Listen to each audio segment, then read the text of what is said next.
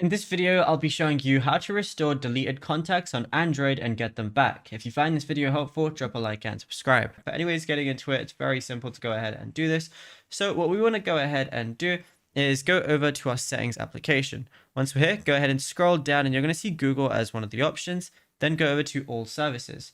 Now, go ahead and scroll down again. And then you want to go to backup and restore. Now, if we press restore contacts right here, I have nothing to restore right now. But what we want to first do is go to Google Contact Sync, make sure Google Contact Sync is turned on, and that way you're going to be able to restore your contacts whenever you need to.